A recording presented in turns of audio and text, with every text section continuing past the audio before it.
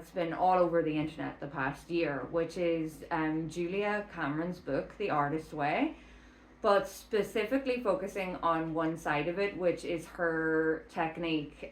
Well, I mean, it's actually a little debatable because that technique may possibly have been around before Julia Cameron's book, which is the morning pages.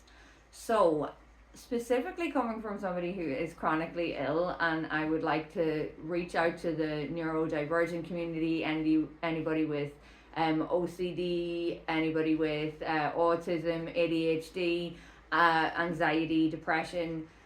The morning pages can really be a little bit tricky if you are, like myself, a very obsessive ruminator. Okay, so let's talk first about what the morning pages actually are.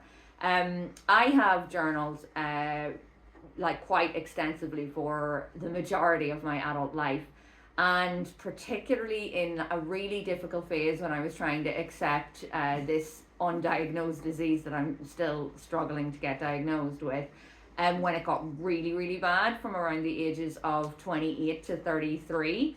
So that period of time, I did a lot of intensive therapy by myself because I couldn't afford to get therapy. I was on minimum wage work. And even when my wage went up slightly whenever I was living abroad, I could only work a few hours a day. So I still didn't have enough money to pursue therapy, unfortunately. But I read a lot of books and tried to do it by myself. And whilst I think it was very valuable in me getting to know myself, I do feel like sometimes it made me obsessively ruminate a lot more.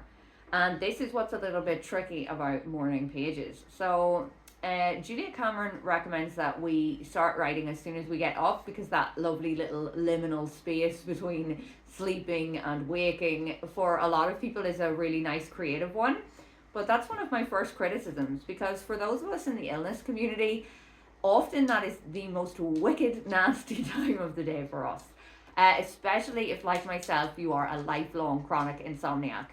So that time in the morning is just rooted in agony for me. It's all the pain I'm in, all the sort of flooding of strange, dark thinking. It's not a good time for me to focus on what's going on inside my brain. What's much better for me at that time is peacefulness and distraction, really gentle distraction away from my mind.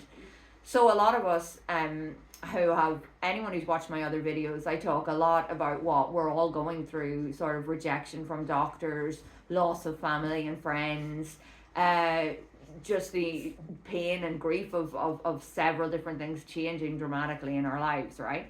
So without getting into that too much, obviously ruminating patterns that are very sad and dark can happen whenever we're going through so much difficulty and obstacles in our lives.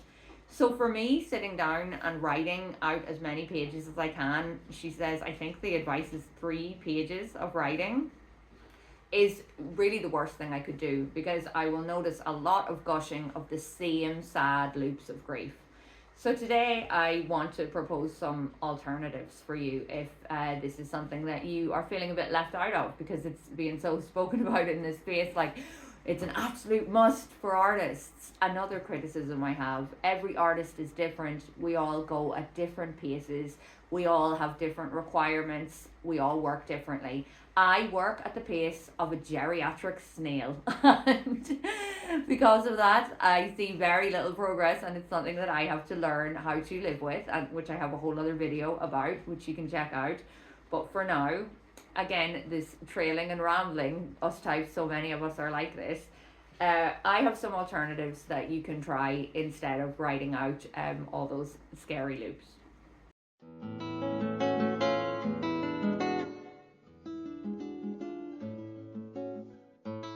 My first one that I really enjoy doing when I have enough energy, but it's definitely sort of based on how much brain fog you have, is to take a prompt instead from a book. So I have a really nice creative writing book here full of prompts, or you could use the internet to come up with all kinds of different prompts for you if you don't want to think of one yourself, and you can just free write from that prompt. Okay.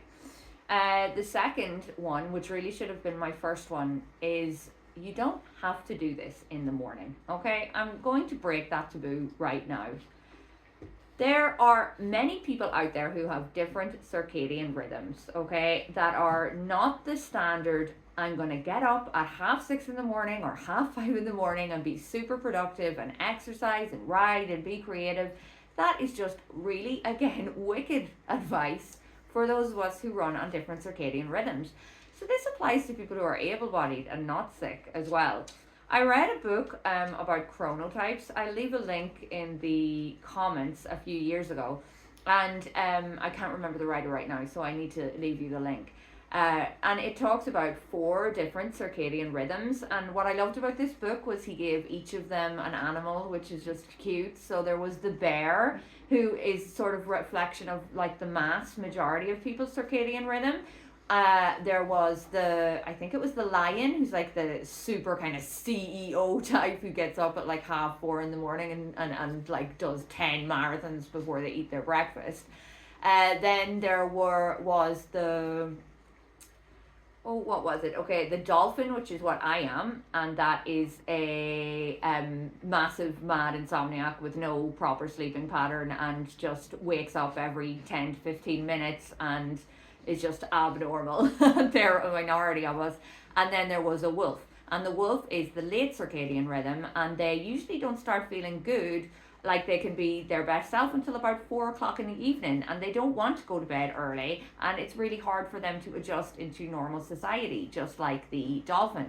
So obviously our society hugely prioritizes the bear and the lion chronotype. And I feel like Julia Cameron's advice is suited to them as well, because their brain loves being creative in the morning. But for people like me, who are a mix between a wolf and a dolphin,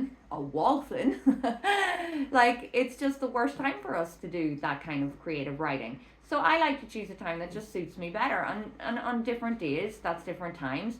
By the way, I'm absolutely not doing this every day. I go through phases, like cyclical phases in my life where I do things.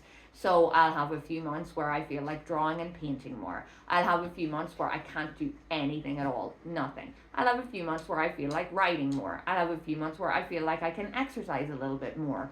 It's another thing. I think instead of, when we're in this community of either neurodivergence or depression or illness, it's no good to think in a linear timeline anymore. Like, we need to think we are...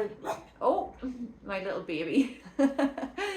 She's giving out because I don't think that she is happy to share her little snuffle mat right now with our other little dog. Yeah, we need to think of ourselves like the beautiful moon, okay? We do things in cycles. And that means that we might have phases where we want to do these morning pages, but they're going to be afternoon or evening pages. So yeah, that should have really been my first point. And then you can take my first point where I say, take a prop from a book whenever you feel like you have the energy to, not when everyone else is telling you to do it, okay? It's not going to make you less of an artist. It's not going to destroy your creativity. You aren't lesser than because you don't fit into that mold, okay? So my next point is word association.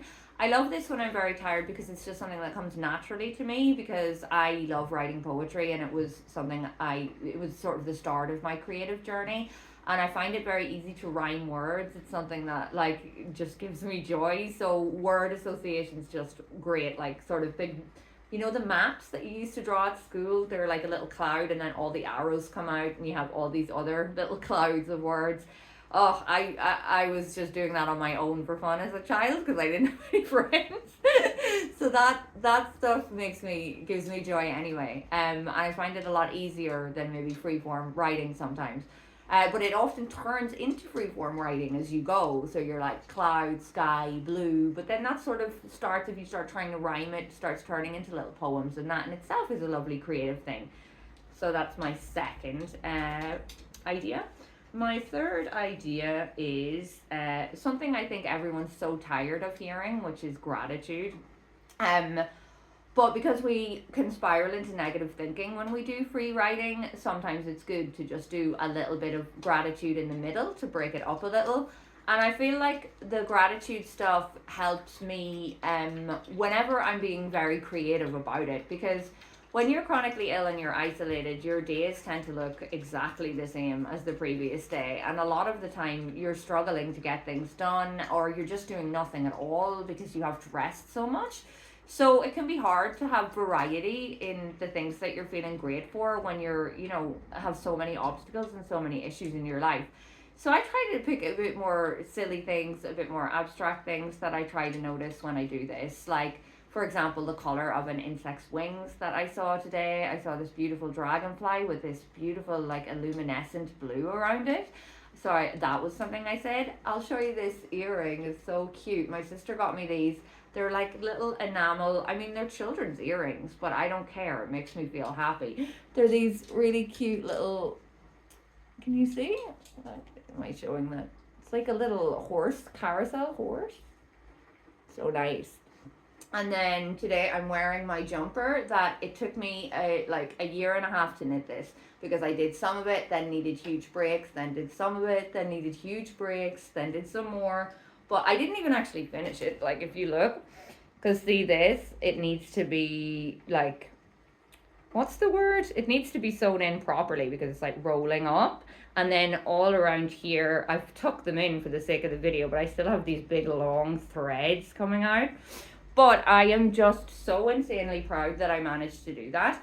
And I haven't done any knitting in a year and a half since then. And I feel like I just started doing some crochet the other day, and I had to go right back to basics because I've forgotten everything.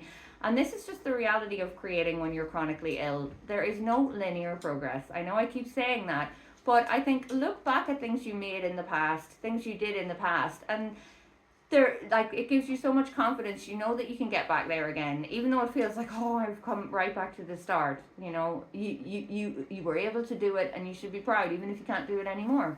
Anyway, I'm sidetracking. I think that relates to morning pages, because I'm just trying to talk about how your validity as an artist isn't based on what able-bodied people can do or what non-depressed people can do, okay? Everyone has their own individual journey.